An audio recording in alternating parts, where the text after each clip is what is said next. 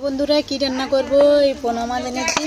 পোনা মাছের ঝোল রান্না করে আপনাদের দেখাচ্ছি। বন্ধুরা মাছটা ধুয়ে নিয়ে চলে এসেছি। এবার মাছে পরিমাণ মতো হলুদ দিয়ে দেবো।